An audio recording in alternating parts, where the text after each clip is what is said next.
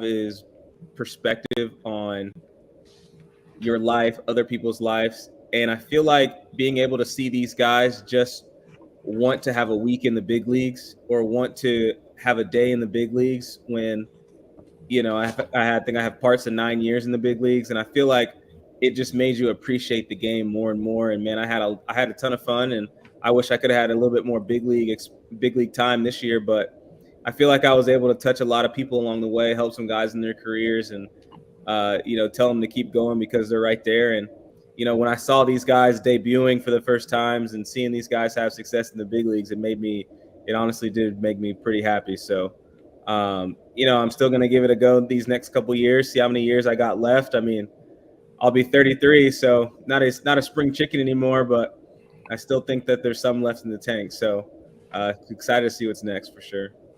Yeah, what will this offseason look like for you? Have you had a chance to think about that already? And I'm always curious about athletes kind of being able to reinvent themselves. And I'm curious, maybe what your offseason prep will look like. Yeah, hey, I think my offseason prep's going to be the same. I mean, I'll start working out early November, getting the body ready to go on for another season. But I think the thing for me is once I did communications at Vanderbilt, got my degree, I think that I think being in the booth and being able to talk baseball at the next level and being able to talk about it might be my next path after my cleats get hung up. But, we'll see. We'll play it by ear. I think that, no matter what happens, whenever my career's done, I'll be able to hang my hat on. I was able to prove a lot of people wrong that, the undersized guy who can't make it to the big leagues, I think I could do it for the guys out there that are undersized. You mentioned real quick, you mentioned rebuilding and Vanderbilt kind of almost in the same sentence. Kind of give us your thoughts. What is Coach Corbin in that program in your mind? We saw a different team, in Tennessee win it all this year. What's the next step for them to try and evolve as a program? Yeah, I think, with NIL, you have a whole new challenge. And I think, I'm happy that I didn't have that. Listen, it would have been nice to have the cash, whatever, but I'm happy that I was able to just go through a time where I could just not worry about that stuff in college and be able to play my own baseball. But, I think that they're going to have to, revamp some things. And, obviously you guys know that Tim Corbin won't stop. And obviously I know that Tennessee winning the national title, I know that he was probably sitting there wanting to do the same thing again. And obviously having his 2 national titles, he wants at least a third before he leaves. So, obviously there's work to be done, but I can guarantee you one thing: the way that Tim Corbin operates, he's not done. Tony Kemp's not done either. Mm-hmm. Doesn't sound like it. No, not at all. Although I will tell you, when you get ready to hang up the cleats and pick up the mic, we always got a spot. We got a spot right here. Right.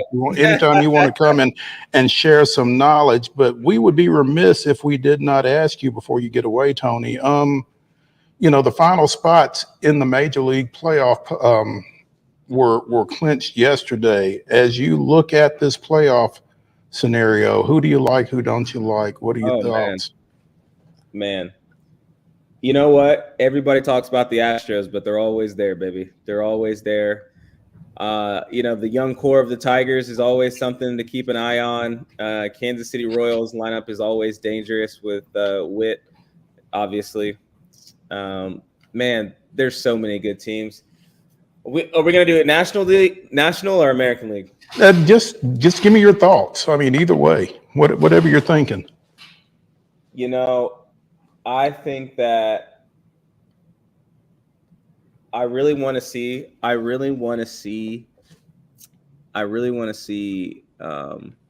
the National League side, I really want to see the Padres play well.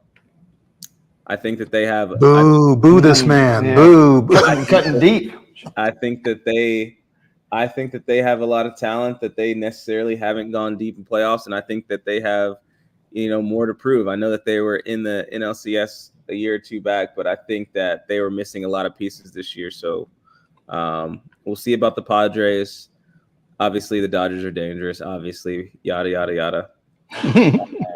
I think I want to see the Guardians play well. I think that in a guy in Jose Ramirez who almost went 40-40-40, which is unbelievable. Mm-hmm. Not really talked about, but he's going to have to put the team on his back a little bit. Yeah, I'm going to go with those two teams. Those are my two teams to look out for. I'm going to go Padres. I'm going to go Guardians on each side. Okay. All right. Versatile. Yeah. Hey, Tony, real quick, I wanted to ask you also, hearing the rumors and hearing some chatters, you know, you've done this before. You know, I'm rocking the Titans gear today, but I'm hearing you're coming back maybe to see us for a game in November. I got that from our good friend and your buddy Nate Bain. So what about your love for the Titans? We don't get to celebrate wins very often these days, and at least they got one last night on Monday Night Football.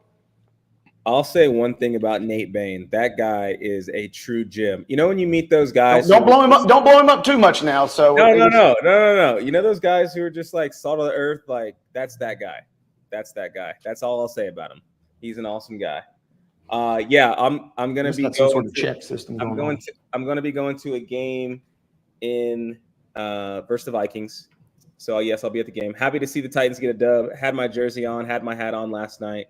Happy to see him get a dub. They're gonna figure out a couple things. There's you and T-Rack from last year. They had me on last year. I'll say one thing: if my 10-year-old self could see me now, he would be proud. I'll tell you that much, man. I remember sitting there watching the Titans lose in the Super Bowl and crying for the first time. So that's when I became a true fan. So happy to see the boys get a win. Hopefully we can at least turn something around. So we'll see. Fun story about Tony Kemp. In another lifetime, I did a show with former Tennessee Titans offensive tackle Brad Hopkins. Tony comes on with us one night, and he's excited to ask Brad Hopkins for his autograph. And Brad's like, "Hell, I need to get your autograph." Yeah, the tables have turned. How the turns table? Absolutely, yeah. Tony Kemp, again, former Centennial, multi-sport athlete, former Vandy boy, joining us here on Main Street Sports today, presented by the Tennessee Orthopedic Alliance of Columbia. Tony, I appreciate you taking some time with us, and we'll be looking out for you, man. I appreciate it. I think is McKenna there? Say hi. Okay. Kids just got home from school. Say hi. Oh goodness. Hi. Oh, hey McKenna. Hey. Oh goodness, look at all that hair. Woo, man. Oh, that's good. Now does McKenna's hair have a Twitter account like Tony Kemp's hair once did? It should. Honestly, it should. She's got some of the most beautiful hair I've ever seen. Yeah, we're doing potty training right now. Oh. Good luck. Have fun with that. She's crushing it. That's the good thing. Hey, well, don't talk too much about it then. You don't want to jinx it. I know. You're right. You know, right. Hey, you're guys, a baseball player, so you're not superstitious, but you're a little stitious. Hey, man, we appreciate it. Whoa, no, I am. She had a terrible night 2 nights ago, and I switched to sleep sack. So yes, I still am superstitious. Don't worry about it. Oh, okay. He's all in on that. Hey, yeah. Hang in there, man. We appreciate it. Hey guys, hope to have me on again. Thanks for the time. We'll talk soon. Absolutely. Thank you, Tony. Absolutely. All right, y'all have a good one. When we come back here on Main Street Sports today, presented by TOA of Columbia, we'll talk a little bit more baseball. Stay tuned.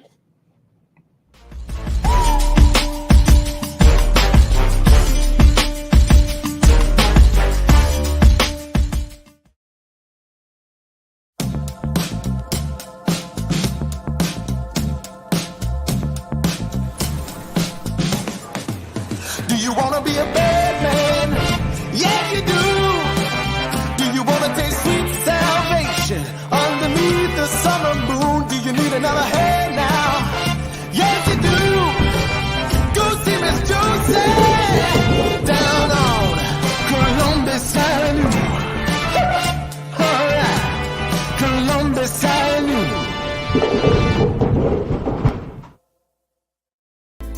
Welcome to JHA Company, your trusted scholastic partner. We continue to serve schools with yearbooks, letter jackets, and graduation regalia.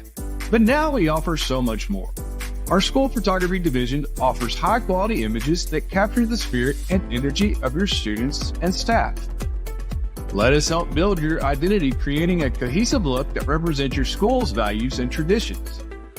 Our e-commerce solutions make it easy for schools to manage and sell their branded apparel online. Let's work together to make every school year unforgettable. Visit our website or contact us today to learn more. JHA Company, celebrating achievements, building identities, and creating memories. So Busy Bee is a very close-knit family. We fight just like every family does. We have arguments, but we always come out with a solution to the problems. We don't just fight about what we want, we fight about what customers need.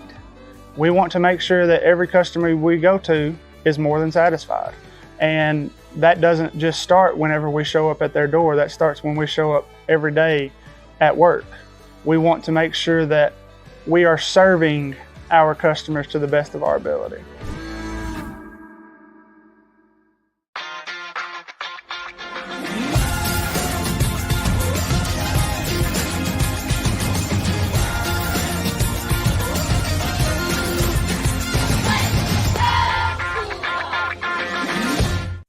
With Lee Company technology, the best handymen are hands-off.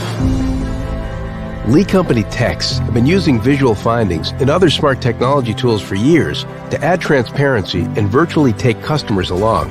You see what we see, whether we're in a crawl space or on a roof. With Lee Company, technology helps us help you, no matter what's happening in the world or at your house. Whether you're an athlete or a weekend warrior, when it comes to your performance, don't settle for anything less than excellence. We're proud to announce that Mid-Tennessee Bone and Joint Clinic is now Tennessee Orthopedic Alliance of Columbia, where we are redefining sports medicine and orthopedics. Tennessee Orthopedic Alliance's team of expert sports medicine physicians understands the unique demands of your body. TOA Columbia specializes in personalized orthopedic care, offering state-of-the-art treatments for everything from sports injuries to joint replacements. Learn more at toacolumbia.com.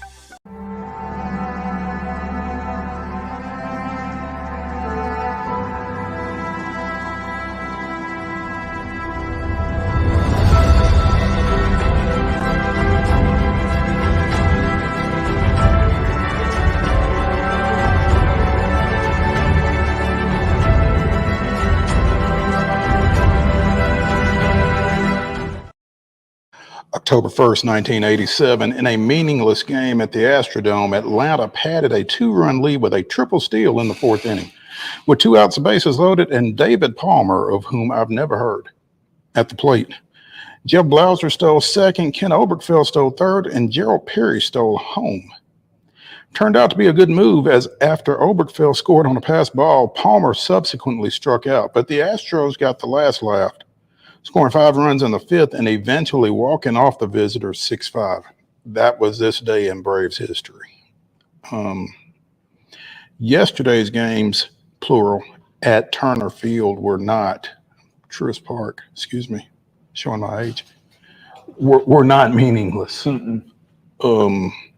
Obviously, Hurricane Helene's havoc wrought last week forced a doubleheader on Monday after last Wednesday and Thursday's games between the Braves and the Mets were unable to be played.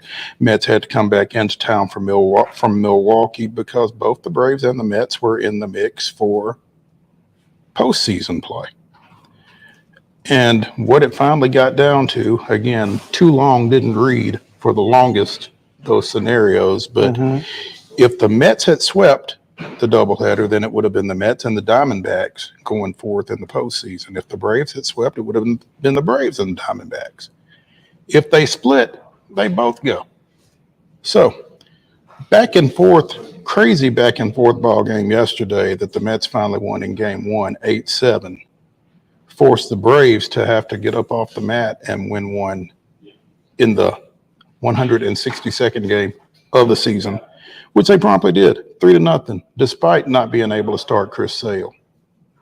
And, I mean, that game was pretty much emblematic of the entire season for the Braves because after the team has kind of been held together by bubblegum and chicken wire all year, the pitching staff yesterday was kind of held together by bubblegum and chicken wire. Grant Holmes, who had just thrown on Sunday, Mr. Kenny Powers himself. He has definitely got the flow going, but gave them a great start. Ronaldo Lopez came out of the bullpen for a couple of innings. You just kind of pieced things together, got out of there with a 3-0 win. Now, how hard the Mets were trying to win It's hard to say. They probably just decided to get some folks off their feet before they had to go back to Milwaukee for their game this evening. But the Braves got out with a win, and so they go to San Diego. As we mentioned in the rundown, they've got a 7:38 start out at Petco Field, and it has been announced A.J. Smith-Shawver will get the start for the Braves. Michael King, who was 13-9 with a 2.95 ERA during the regular season for the Padres, will go. Smith-Shawver made one start for the Braves this season, did not get a decision, went 4 1/3 innings in that start with 4 strikeouts, but really did some good work for the team last year as a rookie. So I was a little surprised that it wasn't Ian Anderson, who was a key part of the 2020 and 2021 seasons for the Braves, who underwent Tommy John surgery in April of 2023 and has not been back in a Braves uniform in the regular season since. I kind of figured it would be him given his postseason experience. But the move was for Smith-Shawver, and I don't know what that means for the rest of the series, but you know, with everything that the Braves have been through, to be able to go out, to be in the playoffs period is a big deal for them. And if they can somehow go out and steal this one. Now, it's a best of 3, the wild card series is, and all 3 games are at the higher seed. So if the Braves are to play another game at home, they got to win 2 out there. Yeah, this is going to be an interesting series because you work so hard just to get into the postseason, and San Diego is kind of a borderline chic pick, you know, to win the NL at least. As Tony kind of just heard. touched right on it. But, I mean, hey, like I said, you got a ticket to the dance. And what's wild yesterday, you know, you go into that second game needing, obviously, the win. And then the visuals were kind of crazy as both teams were celebrating. And, I mean, so in a way, it worked out beautifully, as we kind of talked about yesterday. The poor D-backs, you know, they see the 2 teams celebrating together, and you can't, whether there was any sort of chicanery involved or not, the D-backs are sitting there but you got nobody to blame but yourself. Everybody finishes with the identical records. Tiebreakers is what gets you in, and tiebreakers is what leaves the D-backs out. And, I mean, hey, crazy things happen in the postseason. This is what makes the Major League Baseball postseason so fun in my mind. You have guys who either haven't done anything all year or guys who you're not anticipating to do much in the playoffs. They all of a sudden step up. And when those guys step up, those are great storylines, and it's where the cream kind of rises to the top. Absolutely. So, again, the Braves and the Padres will play. First pitch is scheduled for 7:38 tonight out at Petco. That is the final game of the day.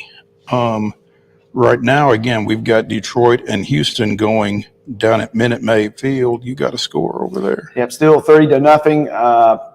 Opened it during the rundown. Detroit got on the board early with a trio of runs in the second inning. And Skubal getting in and out, weaving in and out of traffic and doing well. Strikeouts, you know, a little down. He's not just blowing Houston away at the plate, but they have Chase Valdez out of the game. So Houston's offense is going to have to pick it up. They are playing at home.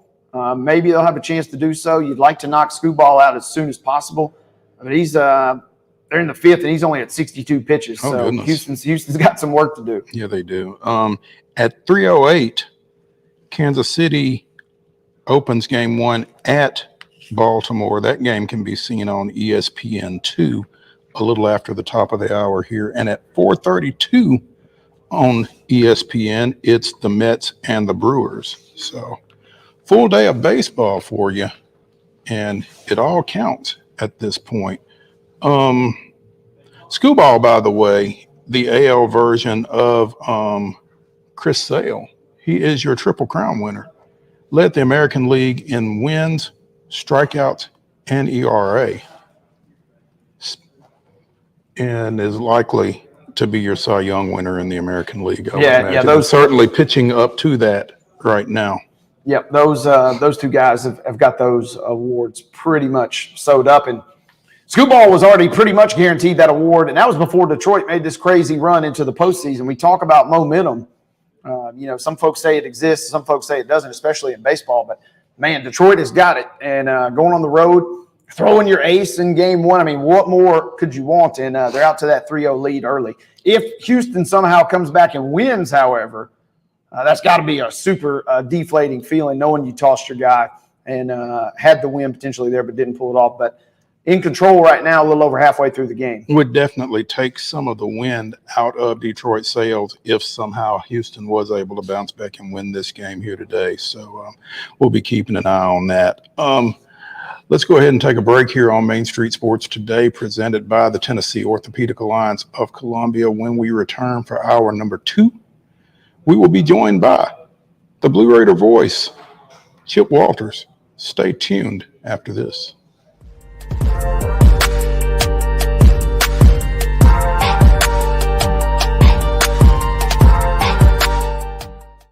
Hi, I'm Dr. Vilay Saisuka, CEO and founder of Premier Foot and Ankle Centers of Tennessee here in Murfreesboro. We offer foot and ankle care from ingrown toenails to diabetic foot wounds. We also fix ankle fractures and things like that. Call us today to schedule an appointment. We look forward to seeing you. Because here at Premier Foot and Ankle, we believe that the journey begins with happy feet. Whether you're an athlete or a weekend warrior, when it comes to your performance, don't settle for anything less than excellence. We're proud to announce that Mid-Tennessee Bone and Joint Clinic is now Tennessee Orthopedic Alliance of Columbia, where we are redefining sports medicine and orthopedics. Tennessee Orthopedic Alliance's team of expert sports medicine physicians understands the unique demands of your body. TOA Columbia specializes in personalized orthopedic care, offering state-of-the-art treatments for everything from sports injuries to joint replacements. Learn more at toacolumbia.com. With Lee Company technology, the best handymen are hands-off. Lee Company techs have been using visual findings and other smart technology tools for years to add transparency and virtually take customers along. You see what we see, whether we're in a crawl space or on a roof. With Lee Company, technology helps us help you, no matter what's happening in the world or at your house. Jones & Lang Sporting Goods here in Columbia has been outfitting teams, officials, and anybody else from T-ball to college for 50 plus years. Be sure and check them out at 931-388-8060 or online at jonesandlang.com. Jones & Lang Sporting Goods, the look of a winner. Zion Christian Academy, zioneagles.org or 931-388-5731. You can schedule your appointment. Go tour their campus. It is beautiful over there, and you're definitely going to want to see it. Again, it's zioneagles.org. Give them a call, 931-388-5731, and schedule your tour today. So, you want to be a part of the Busy Bee team, huh? Well, how do you see yourself fitting into the organization? Oh, I get it. You want to be a weather bee.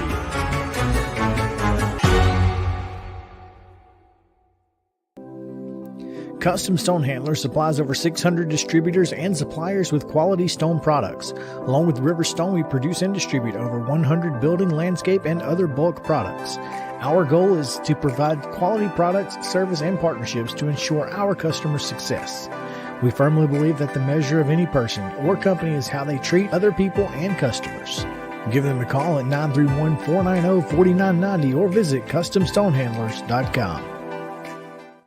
Piggly Wiggly, located in Neely's Mill Shopping Center, is Columbia's locally owned and operated Cost Plus 10 grocery store dedicated to serving the community with low prices and smiling faces. Piggly Wiggly offers fresh, hand-cut meats daily as well as daily hot plate lunches from their deli counter. You're certain to see smiling faces and a helping hand when you're here at Piggly Wiggly. Come by and check out our fresh produce, high-quality meats, and more. Down home, down the street, we'll see you at the Pig.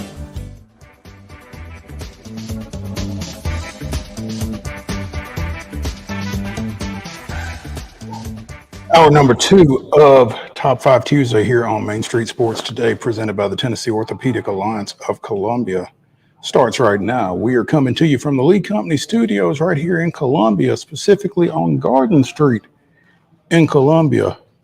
A new locale, but an old face joining us here. The Blue Raider voice, Chip Walters. Very old. Well, You said that. Yeah, I'm not getting into that because Chip and I are kind of the same vintage. So hey, we wondered about Chip and what his background would look like. We did wonder. We were kind of expecting sand and surf and that kind of thing. I was just going to say, it looks like he's in a podcast studio almost. Yeah, okay, all right. Enough of that. There we go. But so where on Garden Street are you guys now? We are just down from, where Barino's used to be? I'm not sure. No. We are just down from the fire department. Okay, gotcha. Yeah.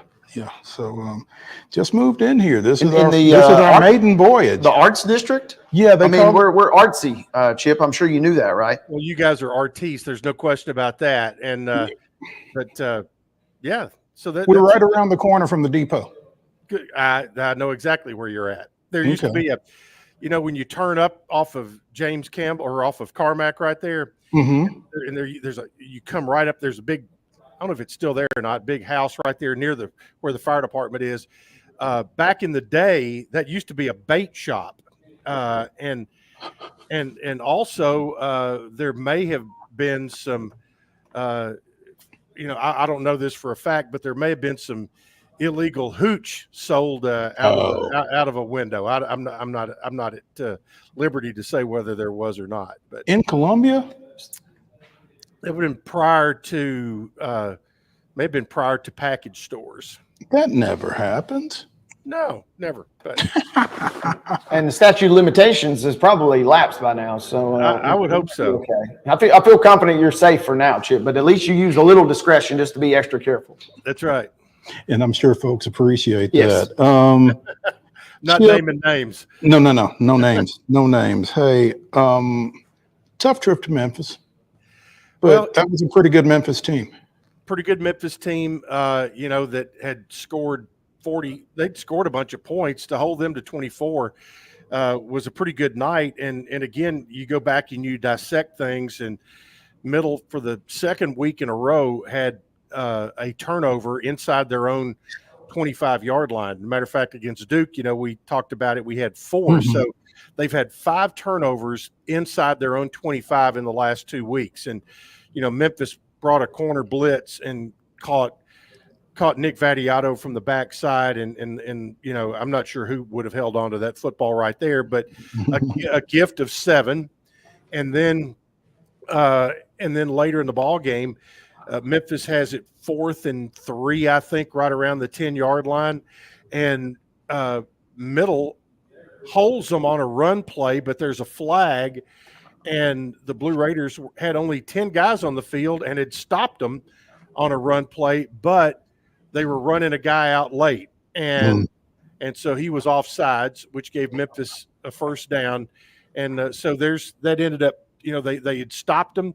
So, 14 points were either gifts from either a turnover or a penalty, but a lot of improvement in particular, I thought, on defense, because Memphis did not go crazy throwing the football.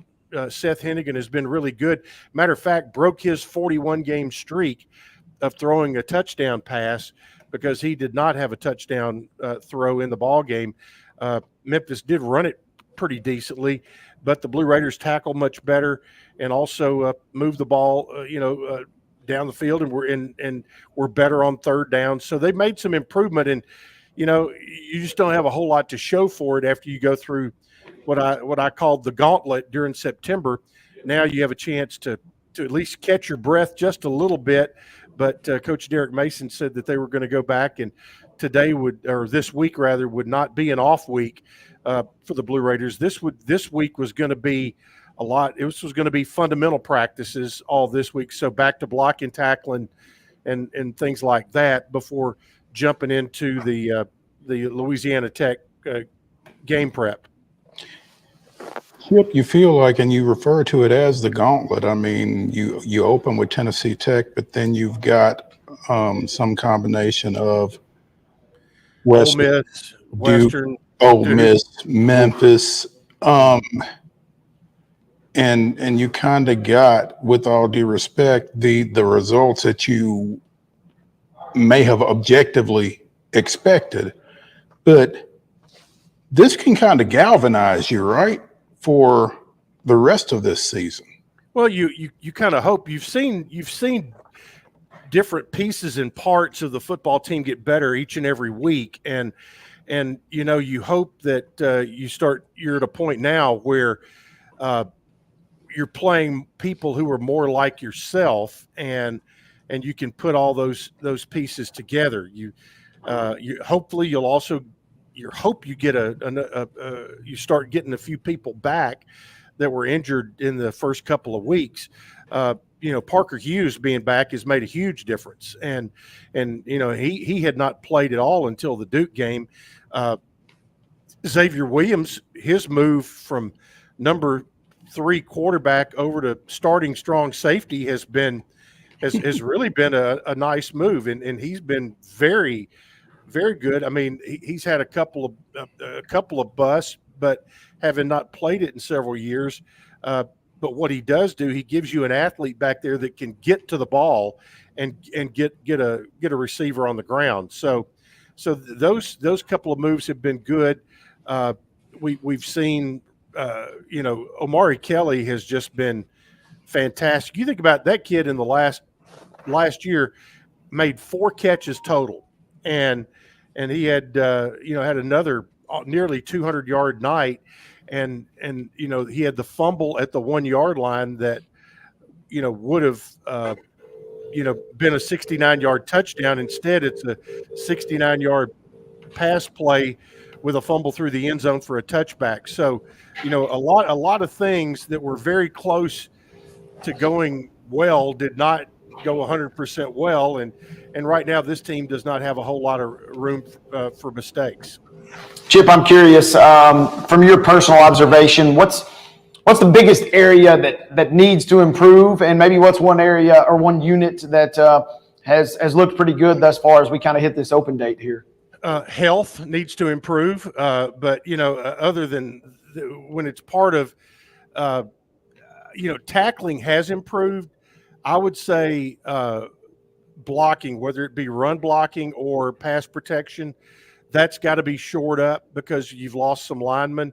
I think that's an area and a group that I would hope to see the most improvement from in the next week or two, because you go to Louisiana Tech and then you come home for Kennesaw, and you play those 2 games in a 6-day span, and you'll play 3 games in 14 days coming up. So, but all midweek games. So, that's why I'm saying you hope you got a little bit of a not a breather, but at least a chance to catch your breath. But I think blocking, tackling would have been up there, but I think tackling has really improved over the last 2 weeks. Blocking, I think, is the next area that needs the most attention. And because right now the pass game and the run game have been pretty decent. So that's kind of where they are. And you've got, you starting tonight, it's all midweek games in Conference USA throughout the rest of the month of October. I was going to ask you, Thursday, La Tech, Tuesday, Kennesaw State, Wednesday at Jack State. What's Chip Walter's personal preference? Do you got a certain midweek day that it works better for you? I'm just curious there. I like the Thursday nights if you can get them. Those to me are, that is kind of a semi-traditional alternate date. The Tuesdays and Wednesdays are a little, they're workable as long as your schedule around them is okay. I do not like playing on Friday nights, because I've got too much respect for the high school programs around, and I think that is a night that college football should stay away from if they can. But obviously, they have chosen not to stay away from that and play some games there. And we've had to play some Friday night games, but I'd prefer not to if we don't have to. They've gotten some big checks to do so, and we've seen some administrators at Power 4 conferences that have came out and now voiced their displeasure about not playing on those dates. I guess I'm curious, at what level do the administrators have over, hey, we don't want to play on Friday nights for that reason that you kind of mentioned? Well, that comes back to a conference deal, and it's not school by school by any stretch. It's whatever conference you might happen to be in, and everybody is trying to position themselves and get part of the TV package where it is. And last year, Conference USA made what I think universally was thought of as a major improvement in their television package, knowing that almost everything is on an ESPN platform or CBS Sports Network. You're not having to chase it around to Stadium and places like that. You're on an ESPN platform or CBS Sports Network, and we saw that do very well for the MAC for years in November. But I'll go back to my original comment when this came down, is that I would much rather play midweek games in Conference USA cities in October than midweek games in MAC cities in November. No doubt about that. No. So and I would imagine the players would agree with you on that one. Jacksonville, Alabama on an October night is much better than Kalamazoo, Michigan on November the 17th. Well, I will tell you, Murfreesboro, Tennessee, it's been known, in October when Jacksonville State was up here last year. I mean, that was quite pleasant. We were out there in short sleeves and that kind of thing. So yeah, you'll take your chances in October. You pretty well know what you're going to get in November, particularly like you said, in Kalamazoo or in wherever Bowling Green State is, or in Miami of Ohio or whatever else. So yeah, and I think then where the schools can then get involved is, you have some people that that will complain about tailgating, but what it does for schools that are like Conference USA schools or MAC schools or Sunbelt schools or the G4, the G5 schools, it gives them an opportunity to have an atmosphere on their campus with their student body in particular. And I think it's easier to get student crowds on weeknights than on weekends, because Mo and I remember when Middle was called a suitcase college. Well, that's not the case anymore. And used to, it would be tail lights. You would have a string of tail lights down Clark Boulevard, trying to make that turn onto 96, people going home from noon on Friday for the rest of the day. It's not that way anymore. That they don't go home on the weekends. They all work somewhere. They have jobs, things like that, so it's a little bit different. But it's, that's why I think, if you can make an event out of your weeknight games, and you guys have been over for a couple of home games so far, and the efforts that have been put forth for, the Party in the Grove and things like that, they've been pretty well received by the students. I guess real quick, I'm also curious, CBS Sports Network, ESPN2, CBS Sports Network, outside of the money, that fan experience, it seems like that's still a big value proposition for you guys and for schools like Middle. But also, I'm curious, as the landscape with NIL, is having that unique night where you're one of the only games, if not the only game, is that still big in terms of it, just straight up recruiting in your mind? Huge. And that is probably the only one redeeming factor to playing on Friday nights, is you are the only game there. But fortunately, we don't have any of those to talk about. And when you talk about the big checks, can you show me the big checks? I cannot. Okay, well that's a bit of a misnomer. I'm hoping an open records request at least maybe could help me, but no, I cannot. There's that's a bit of a misnomer, because the conference does the TV deal, and the schools all divide all that out and things like that. But it's not I will say this: it's not what you would want. It's like the SEC putting out $44 million checks at the end of the year.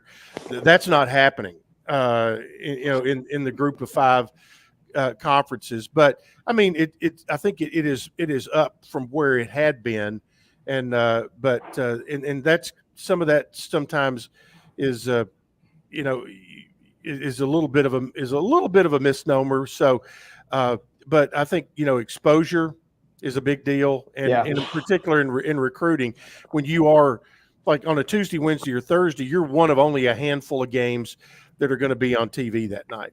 And it's good news, bad news. If you have a great game on a Tuesday night, that is fantastic. Everybody sees it. If you have a bad game, you don't have such of a great game, everybody sees it either way. Yeah, absolutely. Chip Walters, the Blue Raider voice, joining us here on Main Street Sports today, presented by the Tennessee Orthopedic Alliance of Columbia.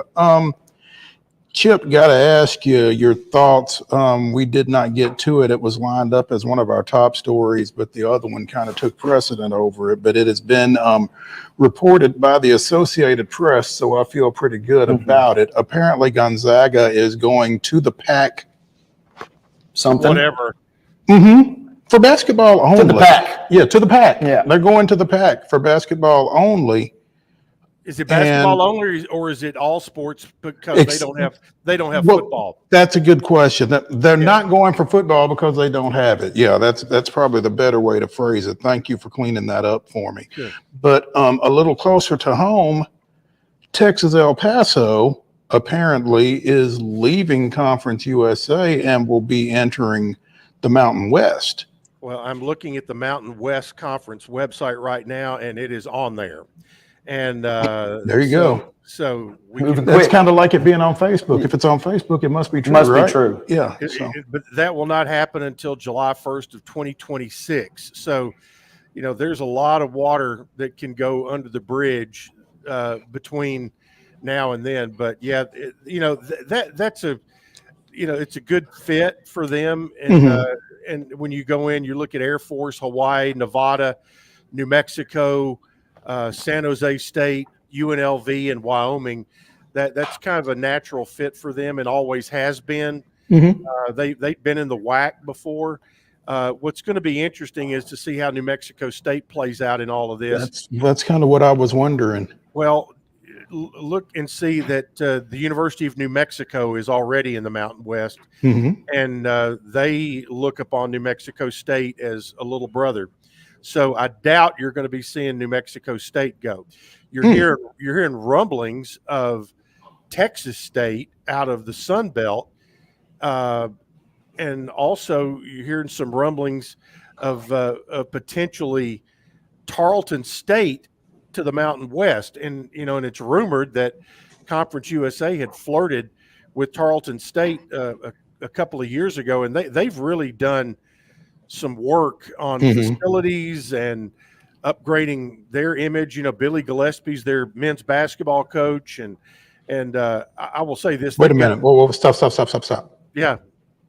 You said they've done some work upgrading their image, and you said Billy Gillespie is their men's basketball coach. Is that what you said? Yeah, I did say that. Okay. All right. I just want to make sure. Okay, go ahead. Check. Yeah. Well, okay, go ahead. He's a name. And, he's a name. And he has gone out there and won a lot of games. Well, he can win games now. Yeah.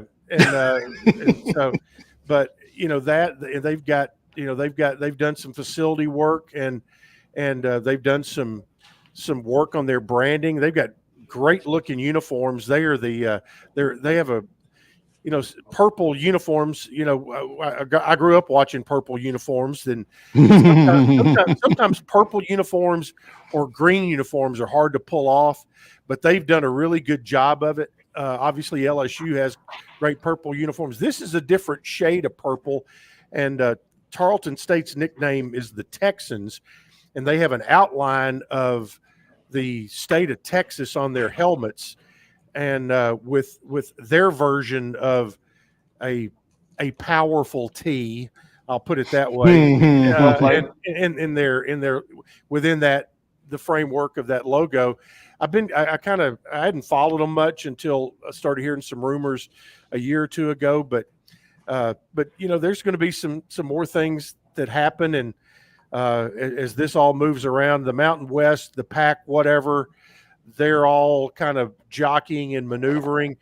Is anything else going to happen with the Sun Belt Conference USA or the MAC right now? So, or is that pretty stable? Because you do have, Conference USA does have two more schools coming in next year, and that may have been the preemptive strike, knowing that UTEP and or New Mexico State might be on on the block with something going on, because you've got Delaware and Missouri State coming in July 1st of next year. So a lot of moving parts, and sometimes you need to buy a program to see who's in your league. Absolutely. You talked about Tarleton State's unis, and it prompted me to go check it out. And their purple looks a lot like Texas Christian's purple. I mean, it does. TCU lost their right to be TCU after that beating that they took in the national semifinals against Georgia a couple of years ago. So, but yeah, they look a lot like the Horned Frogs purple looks like to me, which is kind of cool. And like you said, it's not easy to pull off. You got to hit that right shade, but it seems that they have done that. Chip, looking at the cheat sheet. How about the NCAA March Madness story? That's kind of what one about that that? we'll be Tell us. talking about. Yeah. NCAA March Madness, their website / social media team, they're in Murfreesboro today and tomorrow, and with women's basketball, and kind of embedded with them for 48 hours. Oh wow! And embedded with Rick Ensel for 48 hours. That's an interesting 2 days right there. They're going to have plenty of content. Yeah. And but this will all be coming out later. Right? They're in there. They're shooting a lot of stuff. Doing interviews. A lot of video stuff being done. They had some special things planned for them, but something to kind of, if you follow on Twitter and Instagram and on the social media platforms, NCAA March Madness, and the Lady Raiders will be. They only go to a certain number of campuses during the off season, and Middle got selected this year, which I think bodes well for what is felt that the product on the floor may be like this year. Well, I would imagine it bodes well for what the product on the floor is expected to be, and for what the product on the floor has been. I mean, going down to LSU and knocking off Louisville, as Haley Van Lith told folks they were going to do. By the way, yes, she did.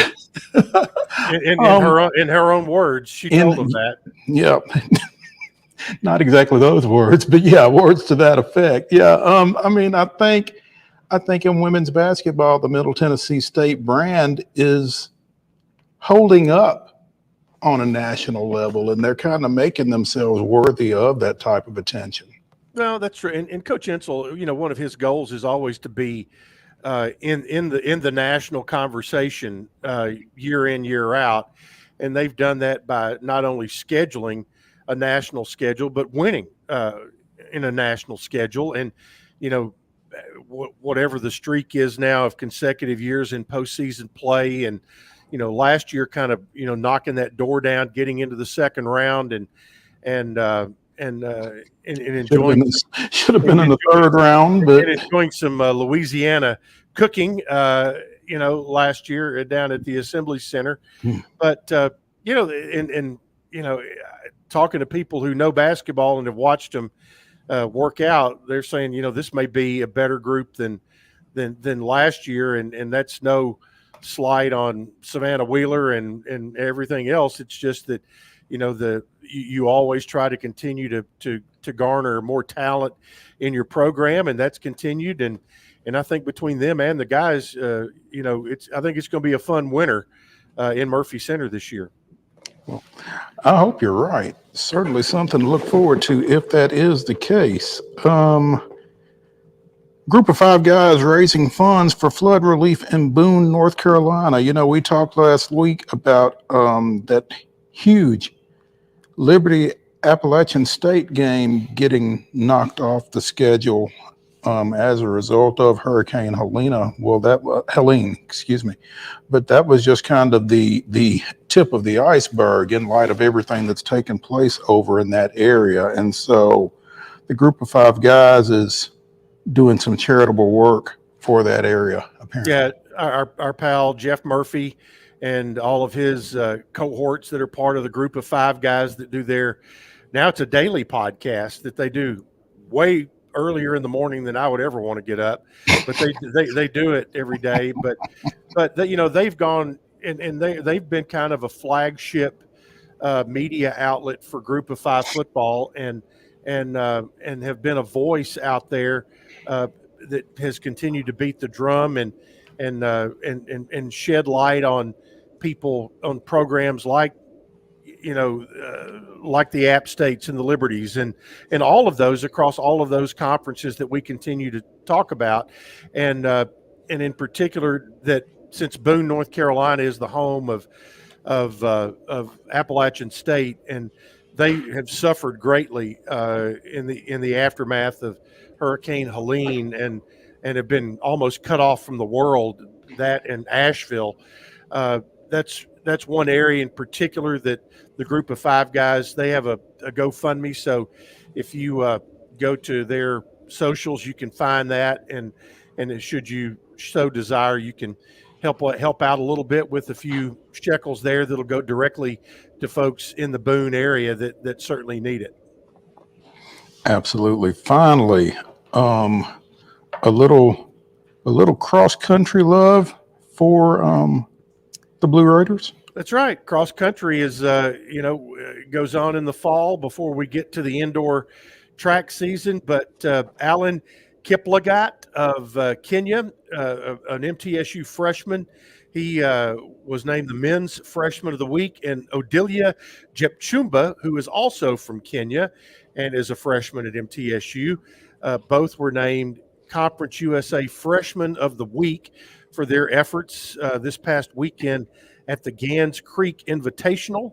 And don't ask me where Gans Creek is, but I'm sure we could look it up. But they did well there, and so they received the weekly honors. So good job for them. Keith Roman continues to have his connections over in Africa that have always had a pipeline. He's kind of picked up where Dean Hayes left off and has continued to do very well with that. Absolutely. Chip Walters, the Blue Raider voice, joining us as he does most every Tuesday, even from the beach. We appreciate your dedication to the show. Well, thank you. Appreciate the invite, and so yep. We just again want to think about all those folks who've got it worse than we do right now, for sure, and hope everything turns out as well as possible. Absolutely. What's for dinner tonight? I'm sure it will be something that swims within the waters, but we'll figure that out here in just a little bit. But all right. Well, enjoy it, whatever it is, and we'll catch up with you next week. All right. See you guys. Thanks, Chip.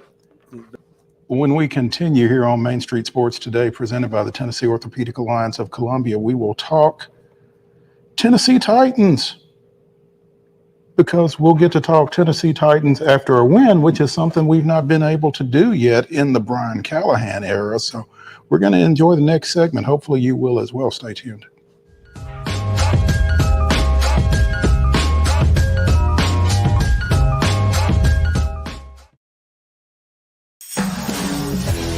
We thrive under the lights. A city of performers, putting on one heck of a show. Headlining night after night. Welcome to Smashville.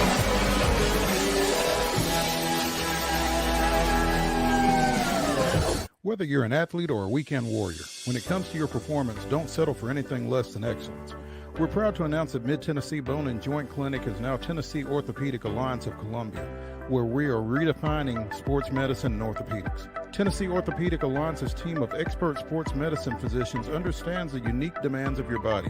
TOA Columbia specializes in personalized orthopedic care, offering state-of-the-art treatments for everything from sports injuries to joint replacements. Learn more at toacolumbia.com. With Lee Company technology, the best handymen are hands-off. Lee Company techs have been using visual findings and other smart technology tools for years to add transparency and virtually take customers along. You see what we see, whether we're in a crawl space or on a roof. With Lee Company, technology helps us help you. No matter what's happening in the world or at your house. Jones & Lang Sporting Goods here in Columbia has been outfitting teams, officials, and anybody else from T-ball to college for 50 plus years. Be sure and check them out at 931-388-8060 or online at jonesandlang.com. Jones & Lang Sporting Goods, the look of a winner. Zion Christian Academy, zioneagles.org or 931-388-5731. You can schedule your appointment. Go tour their campus. It is beautiful over there, and you're definitely going to want to see it. Again, it's zioneagles.org. Give them a call, 931-388-5731, and schedule your tour today. Piggly Wiggly, located in Neely's Mill Shopping Center, is Columbia's locally owned and operated Cost Plus 10 grocery store dedicated to serving the community with low prices and smiling faces. Piggly Wiggly offers fresh, hand-cut meats daily as well as daily hot plate lunches from their deli counter. You're certain to see smiling faces and a helping hand when you're here at Piggly Wiggly. Come by and check out our fresh produce, high-quality meats, and more. Down home, down the street, we'll see you at the Pig. He shoots, and he scores!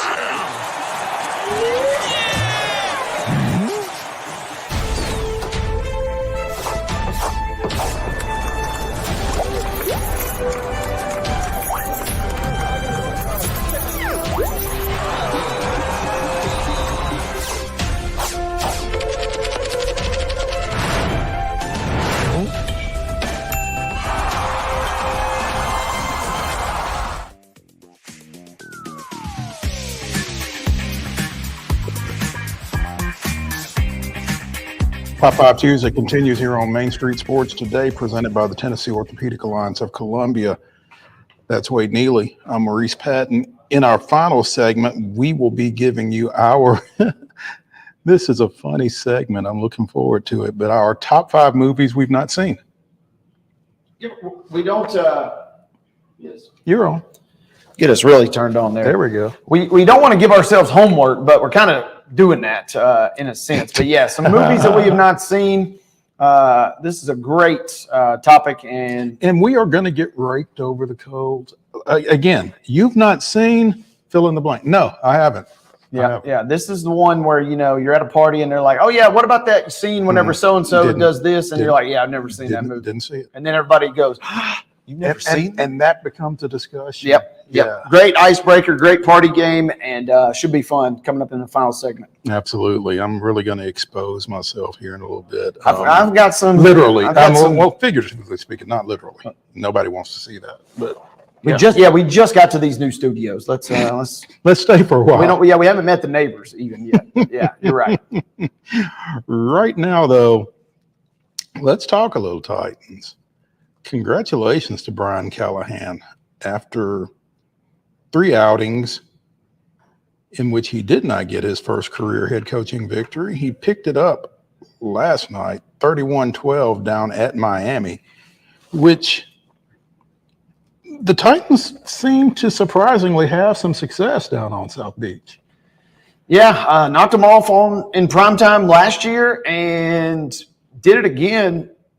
Wasn't without a little bit of drama, as we'll get into, but by the end, you're like, man, this was they kind of have their number a little bit. Mm-hmm. Mm-hmm. And as a Jets fan, it's always good to see the Dolphins take an L. So I was double dipping last night. There you go, a win-win for Wade. It had been 38 games since the Titans had scored 30 points or more in a regular season contest, and now they needed a safety to get there, but I don't think anybody's giving it back because it included a defensive score on an intentional grounding in the end zone call. Yeah, the Titans were so desperate to eclipse that mark that, you'll take anything you can get by hook or by crook, as they would say, because that was kind of, you'd like to go out and just put up everything with your offense, and maybe, who knows, that's still to come. But for now, at least we'll celebrate and enjoy that one. But, we've talked to folks. We've talked to Ben Arthur, we've talked to Teresa Walker. We've talked to different folks around this team that have kind of said, maybe we needed to pump the brakes a little bit, because while they acquired a lot of talent over the offseason, you couldn't just expect all of that talent to mesh from day one. And so maybe what we saw last night was some of the meshing, in a successful effort. I think you're right. And ended up, like I said, being a good night. A couple big performances we saw last night. And I mean, especially, had a feeling he might play well, but Meatloaf, Devondre Sweat, finishes not only as the best Titans grade, but he finishes with the highest PFF grade of any defensive lineman for all of the week 4 last Any night. defensive lineman in the National Football League. He graded as the highest defensive lineman effort last night. I mean, he was all over the place.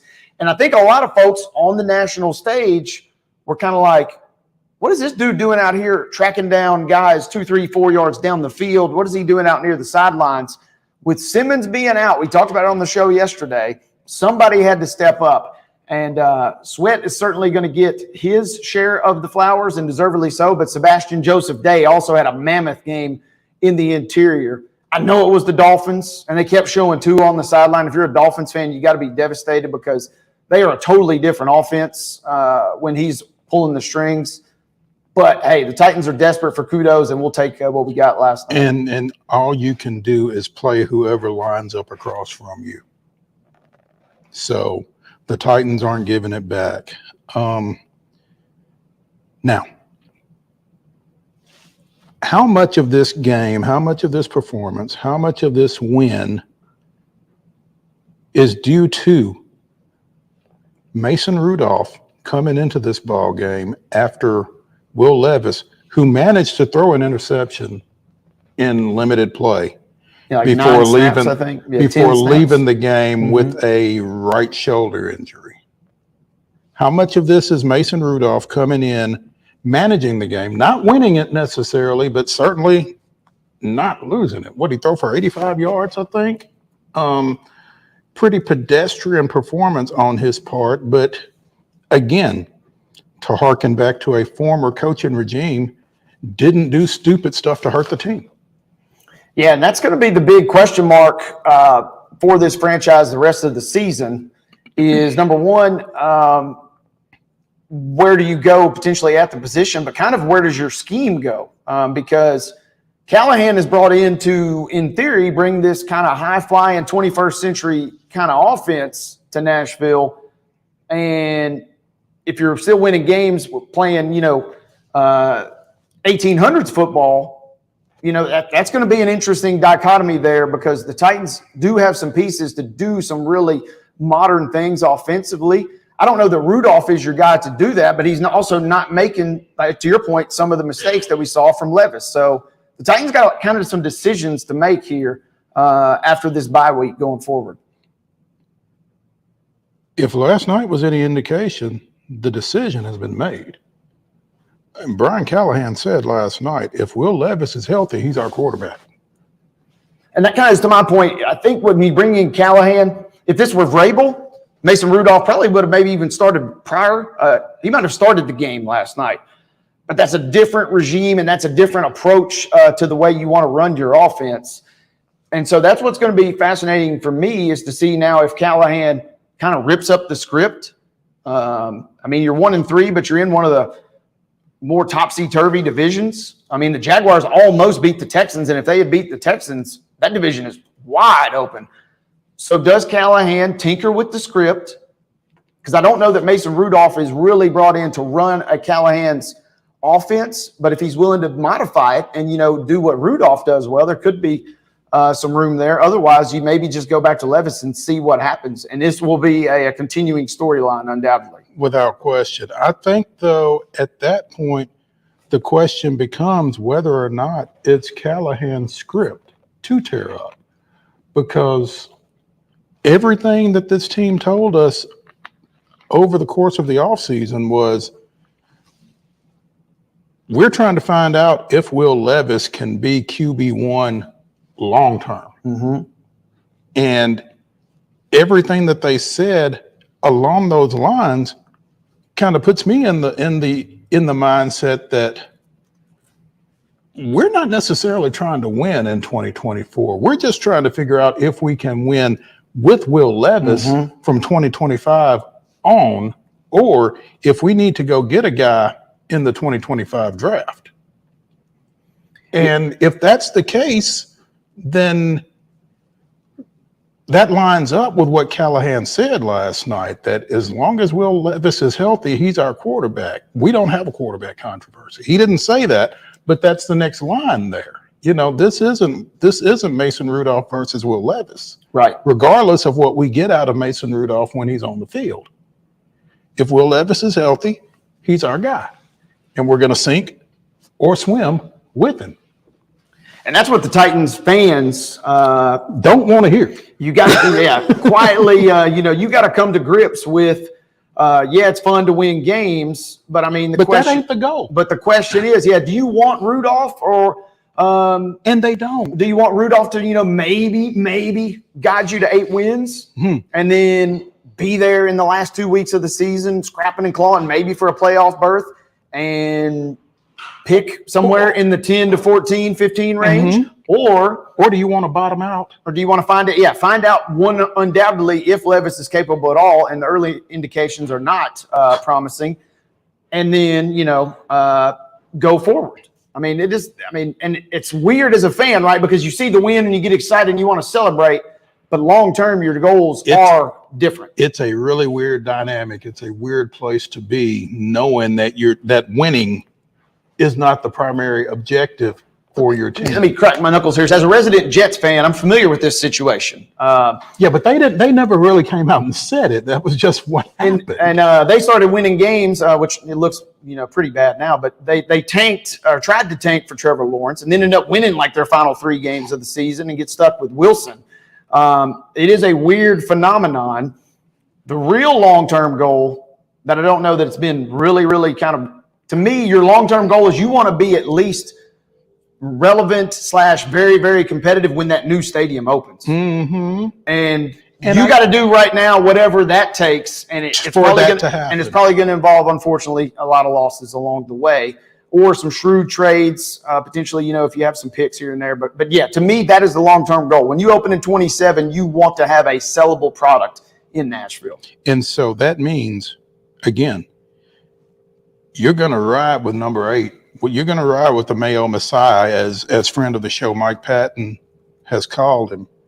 You're going to ride with him in 24, and either he is the guy that rolls out there when the new stadium opens, or you get the guy in next year's draft. But if that's the case, you can't miss on that guy. Yeah, and so that's going to be the fascinating thing. The other alternative is maybe you end up, I'm looking at tankathon.com right now, as if the season were to end. They would end at number 6. That's new. I've never heard of that. Oh, great website for all sports. Tankathon will get you there. But, it's too early to look at this. But the big thing is, the quarterback class this year does not really seem just super promising. But that's where if you get a first, second, or third pick, maybe you can do a shrewd trade. And then all of a sudden, now maybe you are in the arch sweepstakes, 2 years from now. So these are the long-term things that are very awkward to kind of break down, because on one hand, you want to win games and it's fun to win games, but you kind of want to just toil in mediocrity. And by winning games and finishing roughly 500, that's kind of where you're headed right now. Right.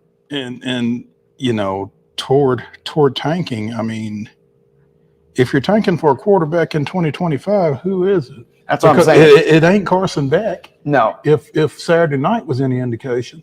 Yeah, well, the last 4 minutes of the game, maybe Carson Beck, but otherwise. Well, but he played the first 56 too. Yeah. So, and the bad part is the Titans. You can't openly. Again, this is such a delicate song and dance, because you don't want to lose the fans that are on board now, because, again, you're trying to win them over for that new stadium in 27, while also potentially attracting new fans. And so they have to kind of carefully navigate the waters, and they've got a talented enough roster that they can't just full on go tank. No. There's some other teams that are already kind of beaten them to the punch. The Panthers got a pretty they kind of staked their claim on that block earlier this year, even though they messed around and won a game. So this will be interesting, and this will be a discussion that will be fun to revisit here in about 4 or 5 more weeks. it's in one other thing that we need to revisit and probably need to try to revisit it with some folks closer to the team than us. But, how do you sell a DeAndre Hopkins or, a Kenneth Murray or some of the other folks on, it's okay if we don't win right now. Yeah, I'm glad I'm not having to make those decisions, because the interesting thing is if you get going in the right direction, and like I said, who knows, if the Jags had just hung on that game, they just gave it away right there at the end versus the Texans. This division will be wide open. And I think Titans fans, if you told them today, hey, either we go with Rudolph and we will be competitive and we might be there in the final 2 weeks of the season to get into the play or win the division perhaps. I think that's, that's a sellable proposition. But with Houston finally squeaking that out, the Titans are 1-3 and the Texans are 3-1. Crazier things. Nobody's really played a lot of division games just yet other than that Jags-Texans matchup. So it's going to be interesting to watch down the stretch. The good news for me, at least, was also, I know it was the Dolphins, but the defense for 3 now out of your 4 weeks has looked really, really solid. And I think coming into this season, that was maybe one of the 2 units, if you had your pick, that you maybe had more question marks about. Sure. Yeah. When we have talked about the Detroit Lions, I have voiced my concerns about being able to trust Jared Goff. Well, I'm not going to say that he heard me, but dude went 18 for 18 last night as the Lions defeated Seattle 42-29. He threw a perfect game. He threw an incomplete pass that was negated by a penalty. He was trying to throw a pass when he got tackled in the end zone for a safety. Safeties in each game last night, by the way. But 18 of 18 for 292. And caught a touchdown. I think it was the second time in history that a guy, they are the 8th duo in league history. He and Amon-Ra St. Brown are the 8th duo in league history to throw and catch a touchdown from each other. Man, as predicted, the Titans were kind of the aesthetically less pleasing game, but the Lions and Seahawks delivered. I thought it had even more points than I initially anticipated, and it was a fun game. Geno is absolutely slinging it out there, and if DK, man, they had a couple plays where DK kind of had some drops and some plays. The Lions got a big win. The only downfall with that, Mo, was you mentioned Goff. His coach, Dan Campbell, apologized in the press conference. He said he gave the game ball to somebody else. He was so upset. How do you do that, man? He said he didn't know that he was perfect. Maybe even he was caught off guard by what he saw from Goff last night. Geno, 38 of 56 for 395. I will say this. If Geno is throwing 56 times a game, as good as he's played, that is not your winning recipe if you're Mike McDonald. They want to win on ground and pound and defense. Absolutely. Let's take a break real quick here on, as quick as 3.5 minutes can be, here on Main Street Sports Today, presented by the Tennessee Orthopedic Alliance of Columbia. When we return, it's Top 5 Tuesday, Top 5 movies we've not seen. Stay tuned.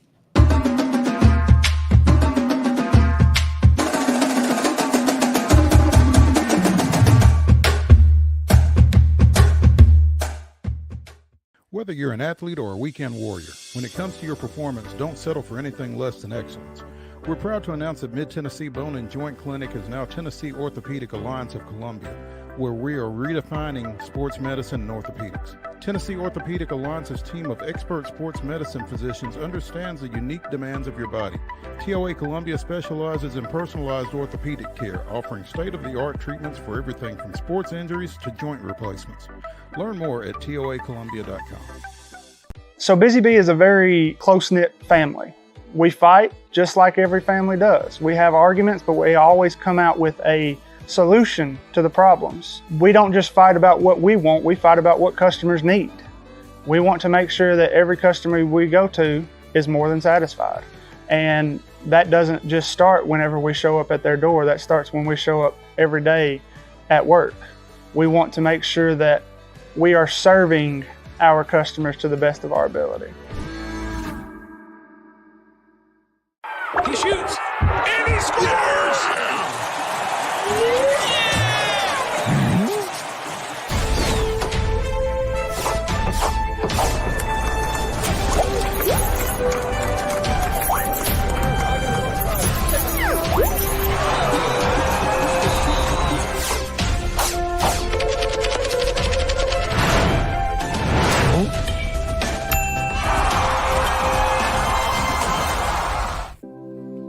Custom Stone Handler supplies over 600 distributors and suppliers with quality stone products. Along with River Stone, we produce and distribute over 100 building, landscape, and other bulk products. Our goal is to provide quality products, service, and partnerships to ensure our customers' success. We firmly believe that the measure of any person or company is how they treat other people and customers. Give them a call at 931-490-4990 or visit CustomStonehandlers.com. With Lee Company technology, the best handymen are hands-off. Lee Company techs have been using visual findings and other smart technology tools for years to add transparency and virtually take customers along. You see what we see, whether we're in a crawl space or on a roof. With Lee Company, technology helps us help you, no matter what's happening in the world or at your house. We thrive under the lights. A city of performers. Putting on one heck of a show. Headlining night after night. Welcome to Smashville.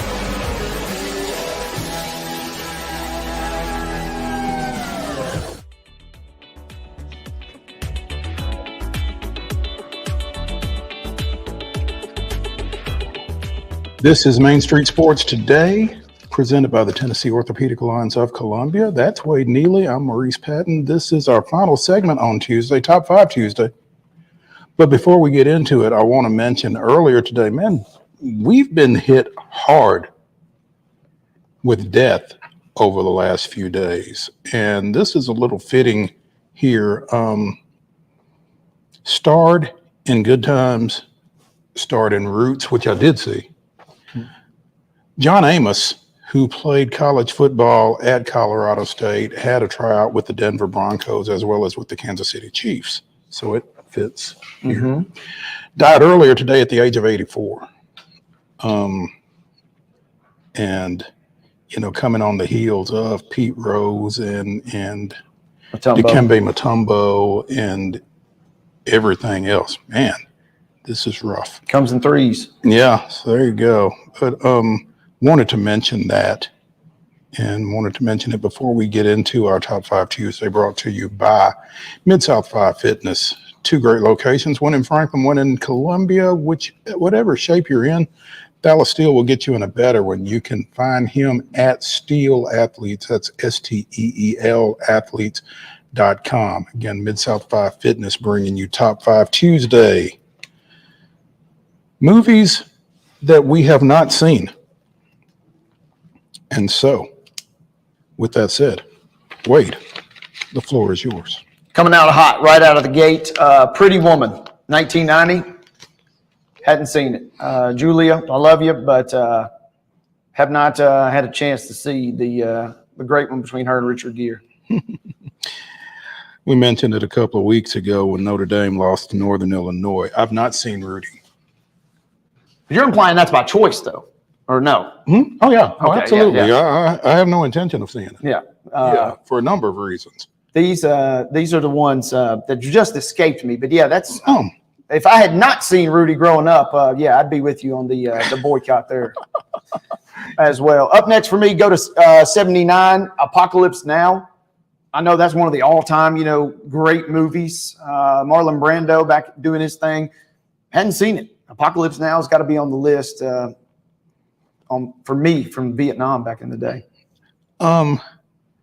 Tony Kemp mentioned it in his segment earlier in the show. I've not seen Moneyball, and it's not a situation that makes sense to me as a movie. It started as a book. Michael Lewis wrote it as a book, and it seemed like an interesting read. I've not read it either, but as a movie, I don't know how it translates, and I guess people can tell me, but I've not seen it. Great movie. It's one of those crossovers that even casual fans or non-baseball fans will appreciate. And if you are a baseball fan, you get all the juicy details in there as well. It's definitely worth scoping out. All right. It's worth checking out now, especially because you're going to have a walk down memory lane when you hear some of the players' names. David Justice obviously featured heavily in the movie, being one. So worth checking out. I'll go with you with baseball. Throw it back, though, to 92, A League of Their Own. Never seen, League of Their Own. I got love for Tom Hanks. You got love for Gina Davis. I mean, I feel like I can quote many of the scenes. You've just not seen it. I have not seen it. And I've got a weird thing. I don't like watching movies on television. And, that's a movie that's always or used to be always on TV. And it kind of escaped me for that reason. I want to sit down and be able to watch the whole thing. You got to see it for the climactic scene so that you can take part in the argument. Did she drop the ball on purpose on the play at the plate or not? Okay. Yeah, you got to see that. It's on my list. Okay. I have been dragged for not seeing this one, and I will probably get dragged more. Tombstone. Haven't seen it. Good movie. That's what I've been told. I hadn't seen it in a while. I need to go back and check. You may have just booked my Tuesday night here after football. Up next for me, 85, The Goonies. Again, always on television. I've not seen The Goonies, and I get roasted, every time we bring up, some good movies and some quotes start coming out, and I hadn't seen it. I've not either, if it makes you feel better. I'll tell you what else I've not seen. I've not seen Jurassic Park. Never really felt a need. It is a classic. Yeah. We saw it with the Nashville Symphony this past year, and that was... Oh, wow. It is epic. John Williams on the score, Michael Crichton with the book. It is still holds up to this day. We talked about Brett Favre earlier last week on the program. Something About Mary, have not seen still. It's one of those movies where I've seen many scenes, and again, you feel like you can quote a lot of it, but I still have never seen it all the way through. So my last a pseudo tip of the cap there to Brett Favre as There's Something About Mary. This is something that I probably should have seen and probably should see. I think it's still probably applicable even now. To Kill a Mockingbird, I've not seen. I don't know that that's Atticus. That's Matt McConaughey, right? No, it's older. No, that's a different. No. Different. Okay. No, this is old. The old school. Yeah. Okay. Yeah. Atticus Finch back in the day. Exactly. No, I hadn't seen that one either. My high school English professors will be upset that I've not quite absolutely seen that. We made you read this book and you didn't even watch the movie. Stand By Me, I just watched for the first time in like 8 months ago. Okay. Other ones on my list that I've not seen, The Avengers. My thing with the superhero movies, I don't want to watch them because I'll go down a wormhole and it'll be all she wrote. So I haven't seen that, and I haven't seen The Notebook, which I know is producer Mark's. He's going to be devastated to know that I haven't seen that. So there we go. That is Top 5 Tuesday, again brought to you by Mid-South 5 Fitness. 2 great locations, one in Franklin, one in Columbia. Thalys Steel getting you swole, if that's what you want to be. Steel Athletes, STEEL athletes.com. You can find him again. Franklin, Columbia, Mid-South 5 Fitness. That's going to do it for Top 5 Tuesday here on Main Street Sports Today, presented by the Tennessee Orthopedic Alliance of Columbia. We will be back in the Lee Company studios, maybe not necessarily this one, but in the Lee Company studios at 2 o'clock tomorrow. Be sure and join us. We'll see you then.